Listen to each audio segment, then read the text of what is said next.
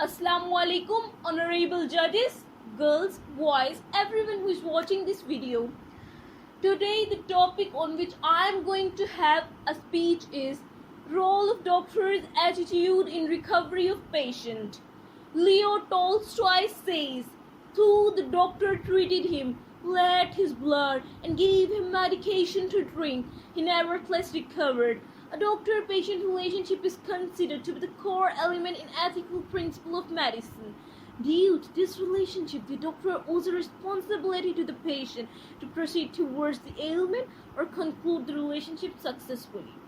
Here, I would like to ask you a question.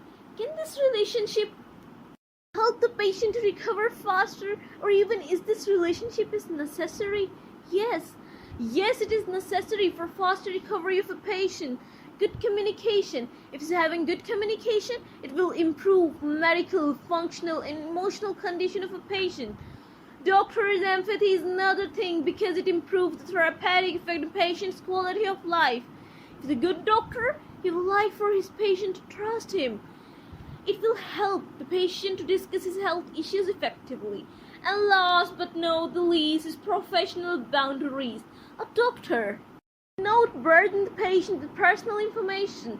Carl Jung says, medicine cures diseases, but only doctors can cure patients. Very famous words of William Oster says that good physician treats the disease. The great physician treats the patient who has the disease. And I would like to mention the negative attitude of doctors in Nigeria. Biden in 2010 noted that all cadres of healthcare providers are guilty of this negative attitude. How can I forget to mention African countries?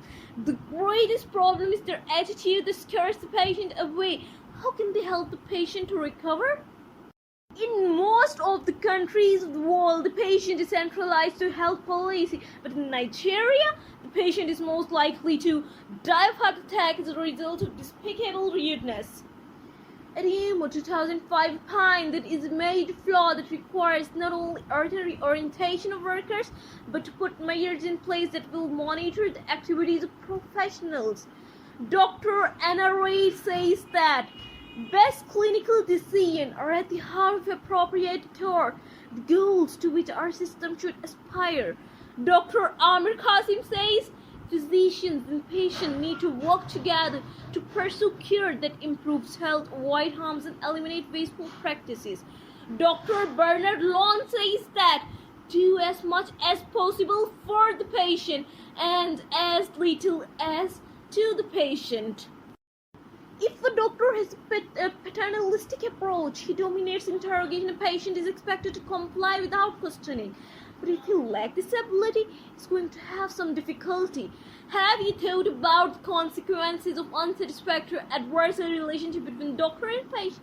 Surely you're good to think about it.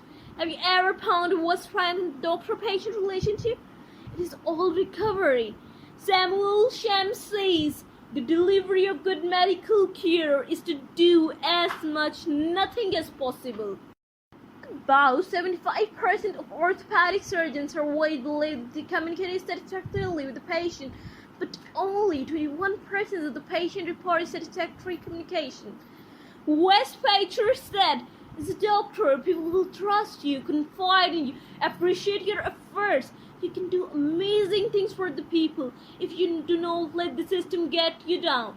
The four unique key elements that can help the patient improve his health are trust, mutual knowledge, loyalty, and regard.